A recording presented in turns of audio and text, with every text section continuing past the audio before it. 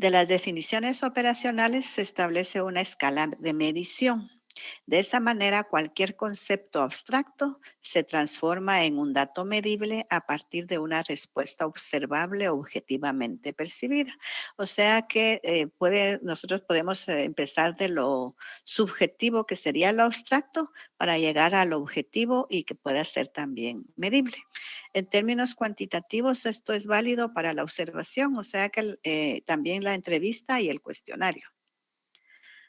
Ajá, pueden ser cualquiera de estos tres elementos, son válidos para realizar una investigación. Voy a dar accesos.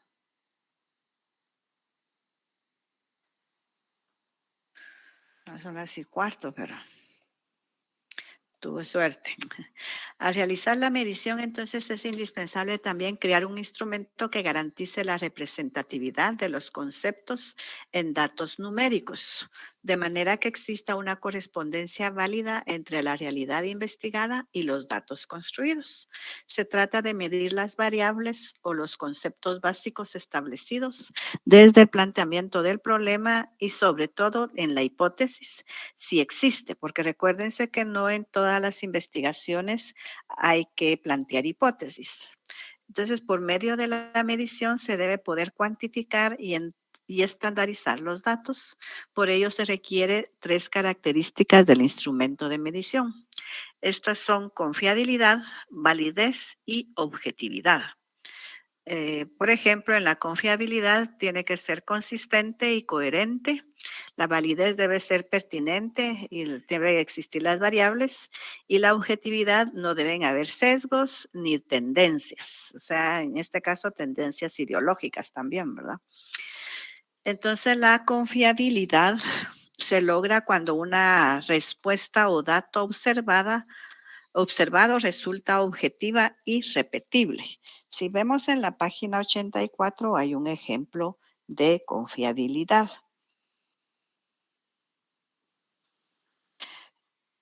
Por ejemplo, un cuestionario de orientación vocacional arroja que el aspirante inclina por una carrera social humanística. ¿Será confiable si pasado algún tiempo vuelve a arrojar el mismo resultado? O si al someter al mismo individuo a otra prueba, esta arroja resultado similar.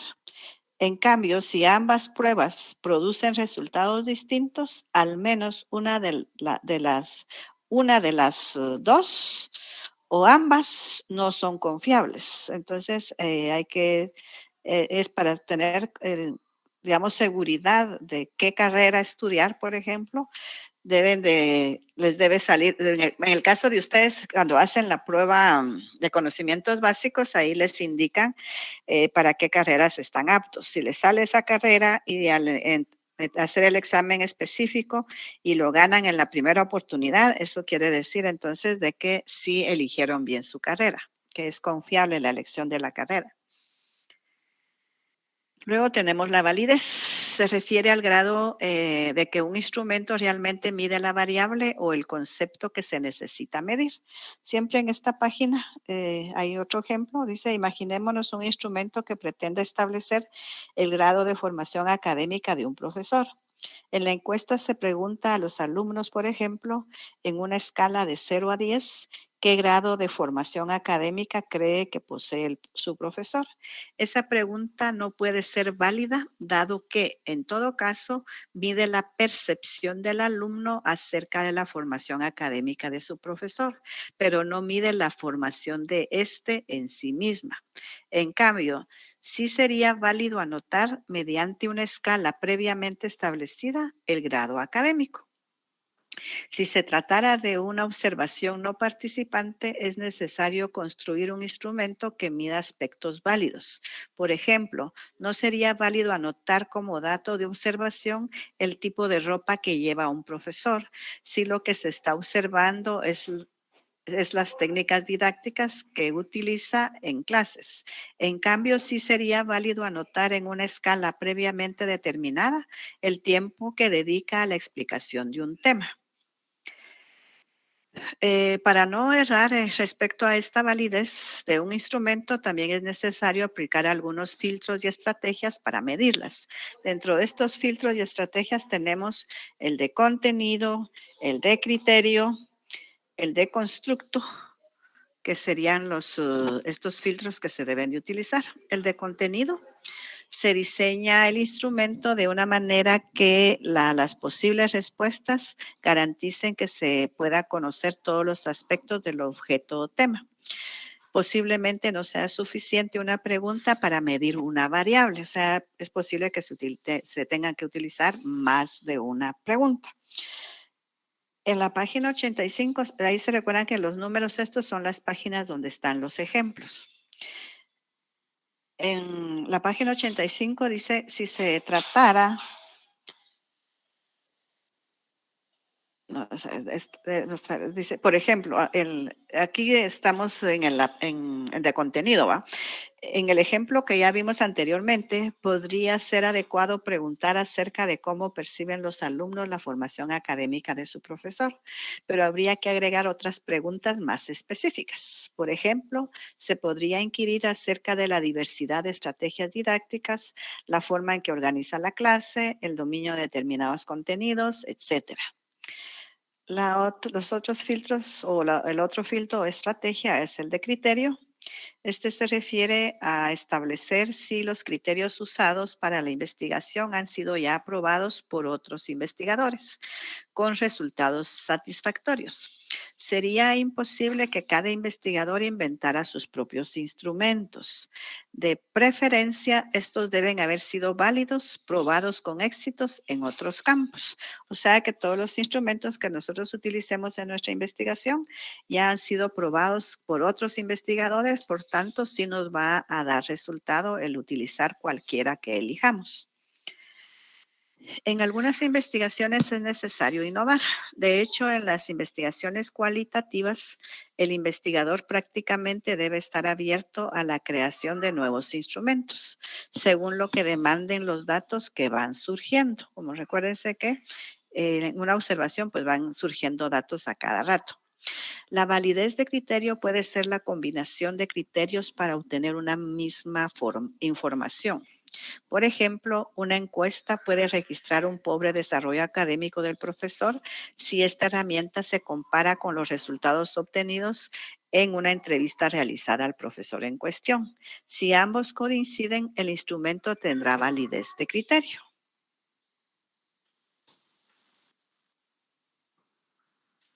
Luego tenemos el de constructo. Se llama así a un cuerpo organizado de teorías. ¿Se acuerdan que hemos hablado qué significa constructo, verdad? Y por ello la validez de constructo se refiere al grado de madurez teórica reflejado en un instrumento de medición. Imaginémonos que estudiamos las estrategias de evaluación empleadas por un docente. La validez de constructo se obtendrá si no hay contradicción teórica entre las preguntas. Por ejemplo, si se indaga acerca de la aplicación de estrategias constructivistas, sería contradictorio hacerlo a partir de la taxonomía de Bloom. ¿Alguien sabe cuál es esa taxonomía de Bloom?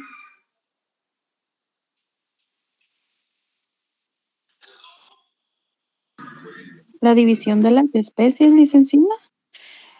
Vea, esta taxonomía de Bloom se parece un poco a la pirámide de Kelsen. ¿Se acuerdan ustedes de eso, verdad?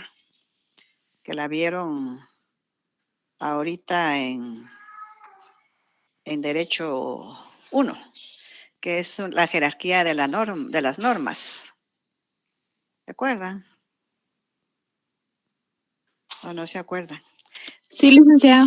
Entonces, es parecida a la taxonomía de Bloom. Aquí la taxonomía de Bloom permite jerarquizar los procesos de conocimiento en diferentes niveles y también sirve para facilitar las labores de evaluación. A eso se refiere esta taxonomía de Bloom.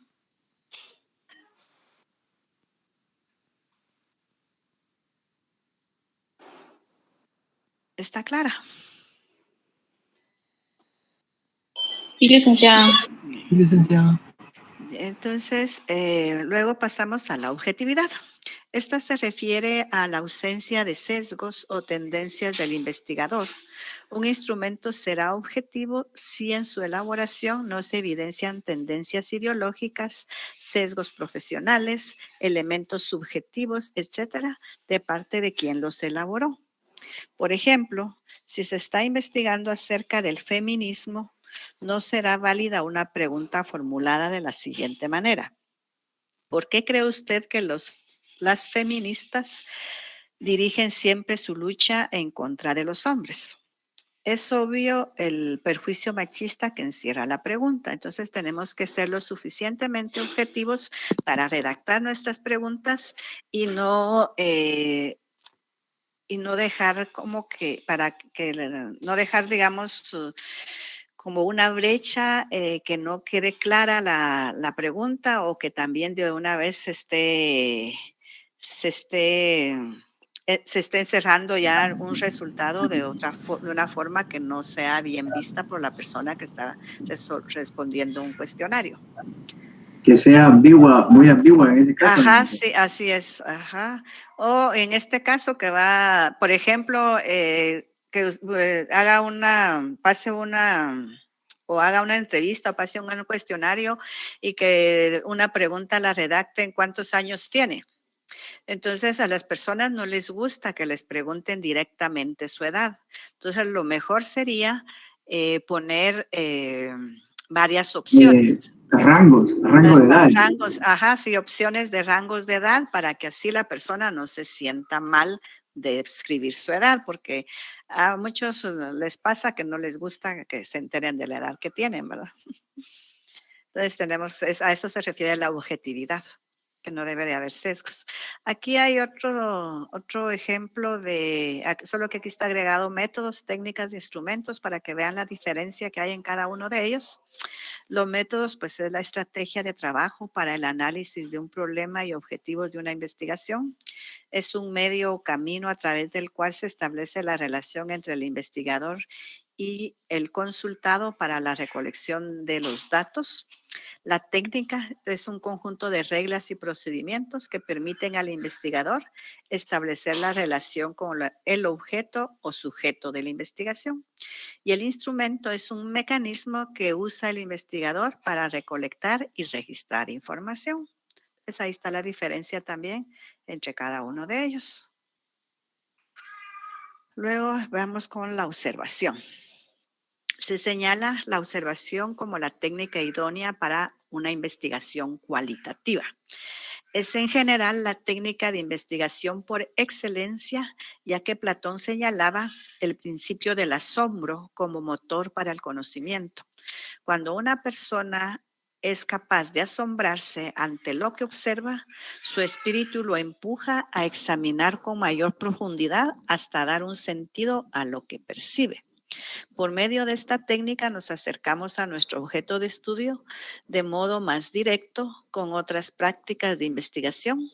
Se señala que el mayor atractivo de la observación radica en la riqueza de datos que reporta, pues permite dirigir una mirada desde dentro del fenómeno que se estudia. Además de que también recuérdense que no solamente permite dirigir esa mirada desde dentro del fenómeno, sino que también fuera del fenómeno. En relación a la definición de observación, podemos decir que observar es sencillamente mirar con intención de ver más allá de la superficie de las cosas. Se trata de una destreza habitual de la vida cotidiana que se sistematiza metodológicamente y se utiliza en la investigación. La diferencia entre la observación común y la científica radica en que la científica debe ser sistemática e intencional. Según esta actividad, permite anotar con detalle lo que sucede en el campo elegido para la investigación. Se puede observar a los sujetos en su cotidianidad, con lo cual se puede describir cómo funciona o sucede algo realmente. Lo importante es que se recojan datos a partir de situaciones naturales. No incluye solo lo que se capta por la vista. En la observación científica deben participar todos los sentidos y facultades humanas. Cuando se trata de un diseño cualitativo, el proceso inicia con una descripción del entorno en donde se ubica. Se anota con detalle todas las interacciones, rutinas, organización, roles, etcétera, de los participantes. Y para hacerlo se debe ser riguroso y sistemático. Acá se plantean tres aspectos que se deben de que debe de considerar un buen observador. Primero es afectar lo menos posible el entorno donde se inserta, o sea, si es una comunidad, que se afecte lo menos que se pueda a esa comunidad. Tratar de que sus perjuicios teóricos, ideológicos o metodológicos no influyan en la definición de lo que se observa. Combinar la observación con otras técnicas como charlas, grabaciones de audio y video, entrevistas.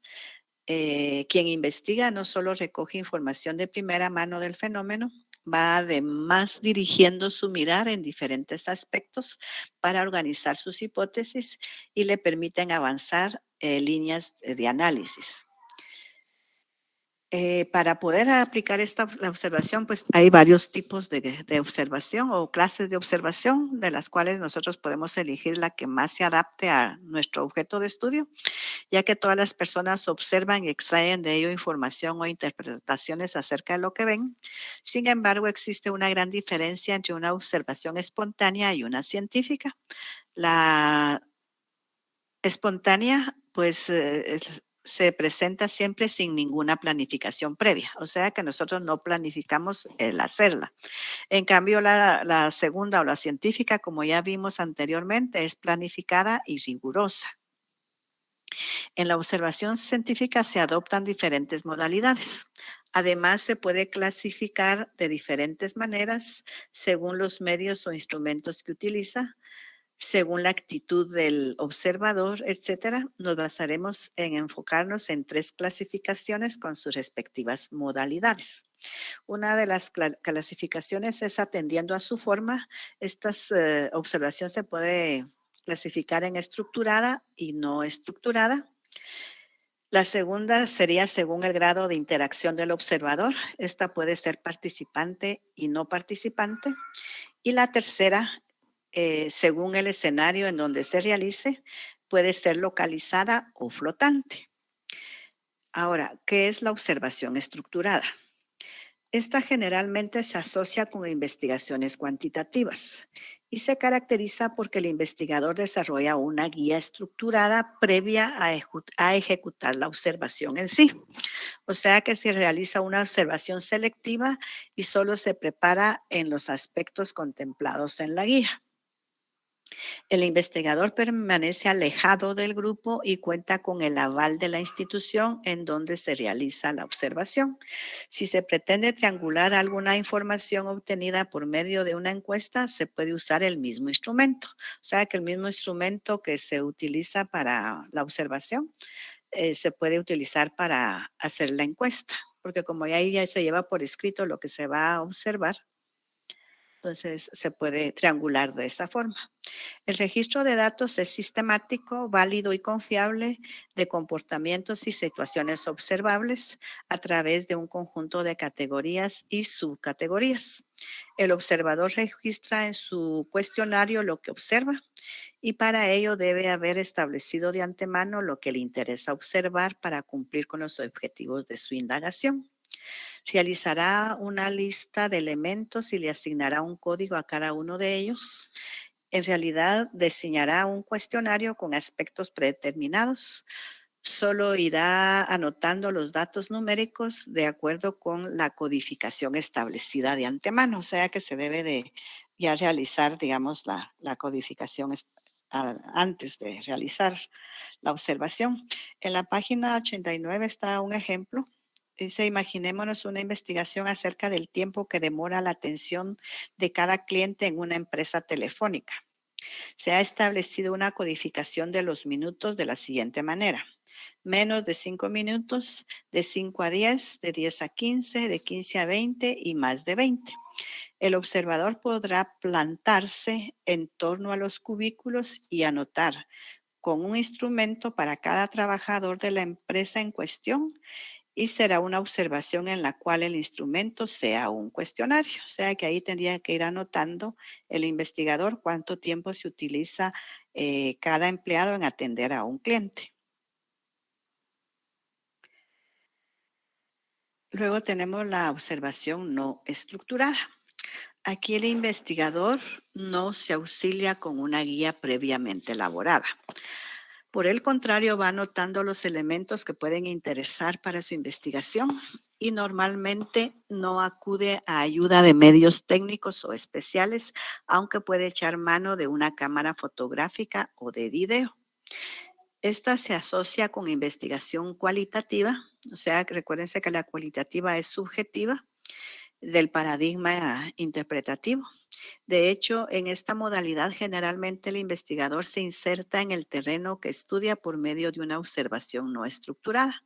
Con ella empieza a crear conjeturas o hipótesis de trabajo que le permitan establecer una agenda de trabajo. Este tipo de observación también se puede realizar al inicio de la investigación. O sea, se puede hacer una observación no estructurada porque solo es ir a observar qué es lo que hay en el campo que se va a utilizar de la investigación. Y con ello, pues va a tener información ya necesaria y ya después hacer una investigación o una observación, perdón, estructurada. Aquí, por ejemplo, hay un como resumen de estas. Dice observación no estructurada. Es aquella donde no se determinan de antemano qué aspectos van a ser observados específicamente. Solo se ha definido el objeto de observación, pero no hay programa. La observación estructurada descansa en el previo establecimiento de los aspectos que serán observados y en la elaboración de un plan de observación acorde con la delimitación específica de lo observable. O sea que aquí está claro la diferencia entre cada una de ellas. ¿Está claro? Sí, licenciado. Entonces vamos a la observación participante. Esta se caracteriza porque el investigador se inserta de lleno a la realidad investigada, o sea, se introduce en el escenario y participa activamente en él, como un miembro más de la comunidad. Esta se asocia generalmente con una investigación cualitativa y de hecho también facilita el ideal de este paradigma investigativo. Se capta la realidad desde la perspectiva de sus protagonistas. En la interacción con los informantes se logra información que no se podría obtener desde afuera o como un agente extraño.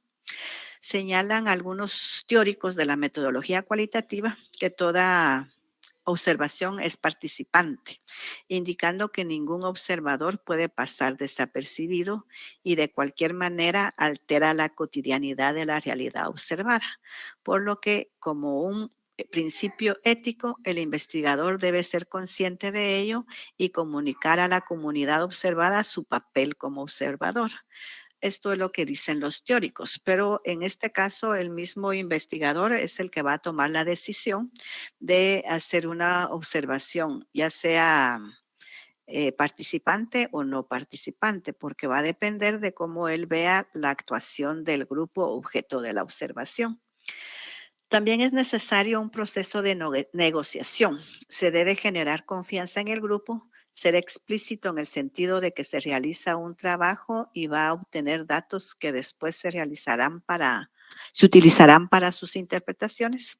Estos deben sentirse cómodos con el investigador para ser espontáneos y no actuar en sus acciones. O sea que si las personas saben que están siendo observadas, que las personas sigan actuando como normalmente lo hacen y no tratar de hacerlo de diferente forma.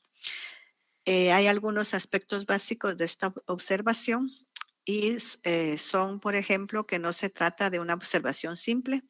Dentro de las exigencias científicas es necesario llevar en simultáneo ejercicios de interpretación de lo observado para ir trazando la ruta relacionada con qué fenómenos interesa seguir observando.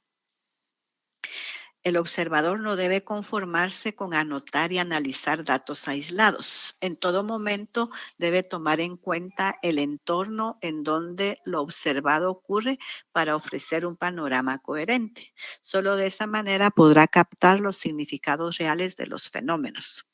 También el observador debe relacionar lo que observa con los datos obtenidos por otros medios, como por ejemplo con entrevistas o lecturas que existan respecto a la comunidad objeto de la observación o el grupo también objeto de la observación. Esta observación es siempre emergente, va evolucionando conforme surgen los datos de interés. El observador debe saber registrar información importante. También es conveniente llevar para ello un diario de campo, una libreta o archivo electrónico en donde va registrando aspectos que pueden servirle para comprender el fenómeno en estudio. También puede auxiliarse con cámaras fotográficas y de video, grabaciones de voz. Si realiza investigación en ámbitos virtuales, debe saber utilizar herramientas tecnológicas para no perder información valiosa. Ejemplo, si su campo de observación es el muro de un grupo de amigos, debe saber capturar pantallas, seleccionar estados, comentarios, fotografías, etc. La observación y el interés del observado deben ser dados por las teorías que sustentan la investigación, porque recuérdense que siempre va a haber alguna teoría relacionada al tema objeto de la investigación. No se puede observar todo, por lo que se debe partir de una selección previa de la realidad. En este sentido, es necesario delimitar los aspectos que serán observados. Para establecer dichos elementos, se propone definir las áreas de mayor relevancia para el estudio a partir de algunas preguntas claves, que serían: ¿quiénes están en el grupo o en la escena? ¿Cómo y con quiénes se relacionan los informantes? ¿Qué está sucediendo ahí? ¿Qué hacen? ¿Cómo lo realizan? ¿A partir de qué interacciones? ¿Dónde está situado el grupo o la escena? Los sitios físicos por los que se desplazan los informantes y las acciones vinculadas con cada uno de ellos. ¿Cuándo se reúnen o interactúa el grupo? ¿Cómo se interrelacionan los elementos identificados? Etcétera. Esas son las preguntas que debemos de hacernos. Luego tenemos la observación no participante. En esta, el investigador no se inserta en la comunidad ni interactúa con las personas o elementos que observa. Debe tratar de pasar desapercibido para no afectar la cotidianidad. Esta observación se asocia con investigaciones cuantitativas, generalmente coinciden con las observaciones estructuradas.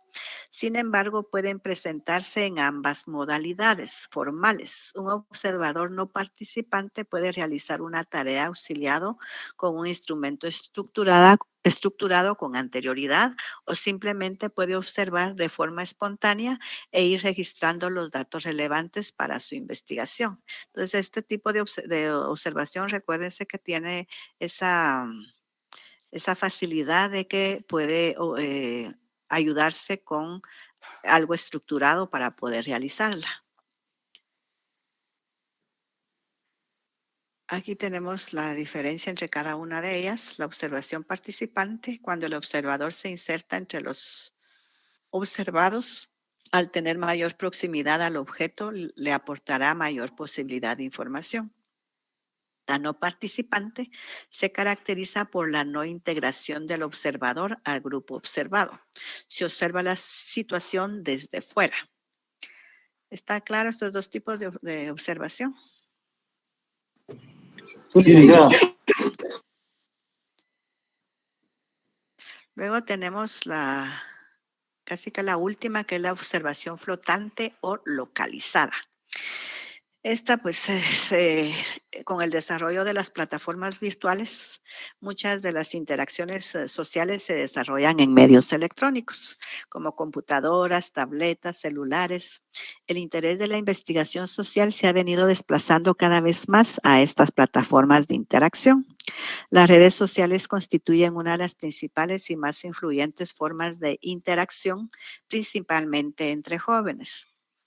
Desde hace algunas décadas se ha venido desarrollando una observación que ha sido llamada flotante. Se puede realizar por medio de estrategias derivadas de la etnografía virtual. Ustedes ya saben cuál es la etnografía virtual. Esta metodología parte de un principio epistemológico. Las relaciones desarrolladas en ambientes virtuales no se oponen a las reales, puesto que también lo son.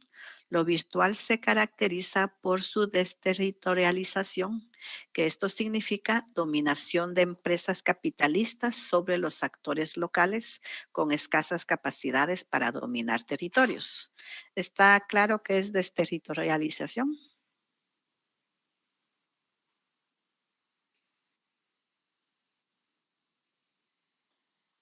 Es como no segmentar las áreas. Aquí les anoté lo que es, o sea, la dominación de empresas capitalistas sobre actores locales con escasas capacidades para dominar territorios. A eso se llama la desterritorialización. O sea que es como una pérdida de un territorio también o pugnas de poder. Licenciada, una pregunta. Dígame. ¿En eso se refiere a, por ejemplo, inversionistas o capitalistas extranjeros? No importa el tipo. Ajá, sí, sí lo está relacionado también con eso, porque, por ejemplo, aunque más adelante vamos a hablar de eso, pero es otra, eso es a lo deslocalizado, que también está más o menos relacionado. Sí es, por ejemplo, las empresas capitalistas que son las que, digamos, sí que las que mandan en una ciudad y dominan a las empresas pequeñas.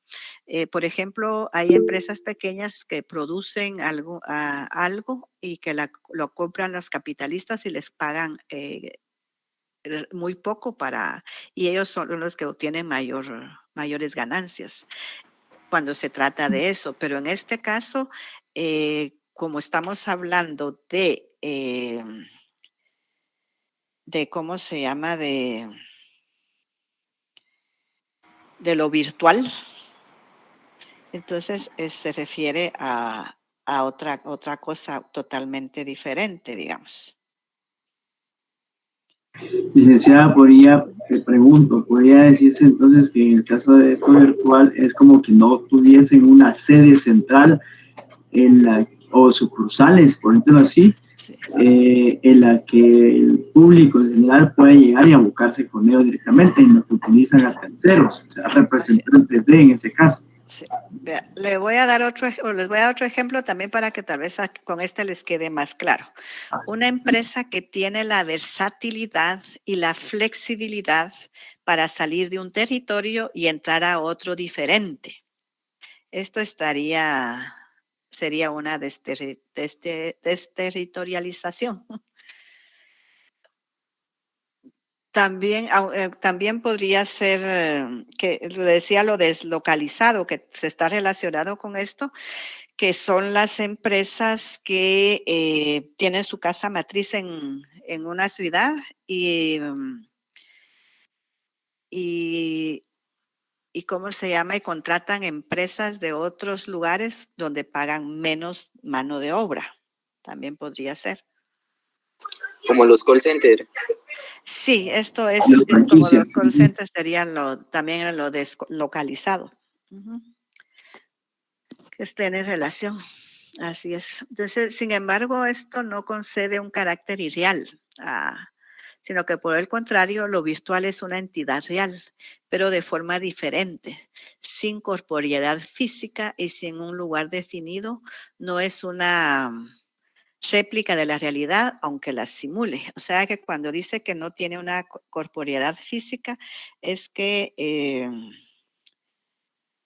no hay un cuerpo físico, digamos, sino que sino que todo es virtual.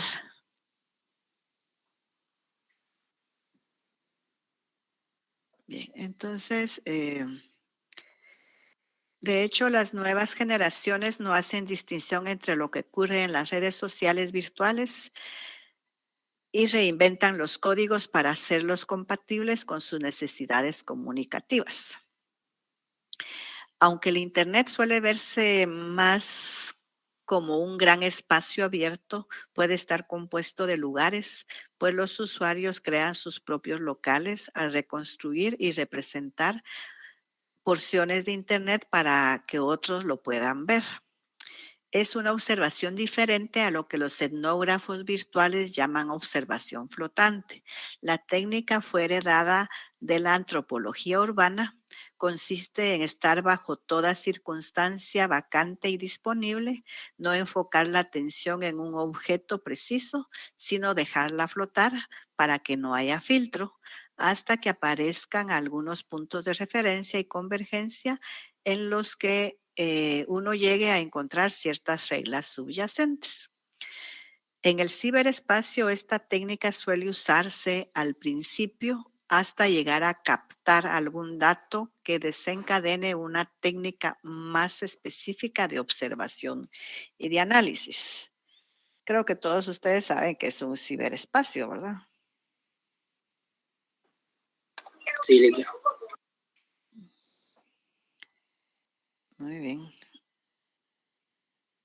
Entonces, para los que no tengan claro, el ciberespacio es el lugar en el que se producen las comunicaciones de Internet. También podría ser un ejemplo cuando hablamos de hackeo. Este ataque, recuérdense que no se produce en un espacio físico determinado, sino que se produce en el espacio o en el ciberespacio. Entonces, para esta estrategia es importante no descartar datos que en principio puedan aparecer insignificantes, tales como enlaces, letras pequeñas, etc. Algunos aspectos metodológicos para desarrollar la observación flotante que debemos de tomar en cuenta. Se realiza la observación en el espacio virtual deslocalizado, en el cual se evidencian las interacciones de los sujetos. Cuando hablamos de este espacio virtual deslocalizado, estamos hablando de estas empresas de call center, que también no está su casa matriz en donde funciona. Y por ello también es imposible definir el espacio y las redes de antemano. Solo los datos emergentes los que permiten establecer las relaciones de red. Se lleva un registro de la totalidad de interacciones. Acerca del tiempo, en la etnografía tradicional, este es normalmente prolongado y permanente. En la observación flotante, el tiempo puede fraccionarse y para ello se puede establecer periodos intermitentes. La etnografía tradicional usa como principal recurso de interacción investigador-sujeto-investigado la relación cara a cara, o sea, una relación que esté una persona frente a la otra, completándose con una serie cada vez más variada de recursos como correos, chat, videochat, etc. Lo anterior no quiere decir que la comunicación no verbal no exista o no sea importante, sino que ahora pasa por señales que no provienen del cuerpo o del entorno físico. En su lugar se utilizan formas distintas para incorporar señales del contexto socioemocional en el mismo lenguaje, como es el caso de los emoticons, que son símbolos formados a partir de caracteres tipográficos que representan diferentes emociones. No sé si está claro esto. Sí, licenciada. Sí, Lilia. Luego tenemos los instrumentos auxiliares de la observación. Como ya habíamos hablado anteriormente, hablamos también de algunos instrumentos, ya que para realizar esta observación científica se necesita de estos instrumentos o herramientas que van a permitir desarrollar mejor la labor del investigador. Estas pueden ser la guía de observación, cámaras, grabadoras, diario de campo, cuaderno de notas, dibujos, esquemas, etcétera. Y gracias a estos elementos de apoyo, el investigador facilita o perfecciona su tarea. En relación a la guía de observación, esta es una especie de cuestionario que el propio observador debe responder, o sea que lo debe preparar y lo responde para ver si hay algo que no esté bien o que no se entienda, entonces para poderlo corregir. Y esto lo debe hacer previo a llegar al lugar donde se desarrolla la investigación. Se establecen aspectos concretos que deben observarse. En el caso de una observación estructurada, esos aspectos se codifican y se estandarizan al máximo para responder a las variables que demandan los objetivos. Si se parte de un esquema cuantitativo, los elementos observados deben estar codificados al máximo, de manera que deje un mínimo margen de subjetividad por parte del observador. Previamente se establecen las categorías o variables que deben observarse y, de ser posible, valores numéricos para cada una de ellas. En el caso de la observación no estructurada, la guía es útil para no perderse en un mar de datos observados. Se establece de antemano los aspectos que interesa observar y sobre esa base se realiza la tarea. Esta guía puede ser flexible, sobre todo en investigaciones cualitativas. Un ejemplo de estas guías de observación lo constituyen las fichas. Se trata de instrumentos en los que se anotan elementos relacionados con algunas variables del proyecto de investigación. Si ustedes ven en la página 94, hay al final hay dos fichas. La primera es sobre el aspecto que se quiere observar y luego hay 3 opciones. Si no, a veces.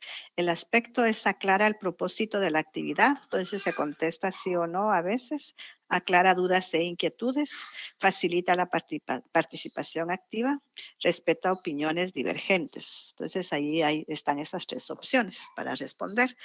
Y de igual manera, la ficha de observación puede estructurarse mediante una escala valorativa. En este caso, previo a efectuar la observación, se realiza una operación llamada codificación. Se convierten aspectos cualitativos en datos numéricos que permiten después su tabulación y procesamiento estadístico.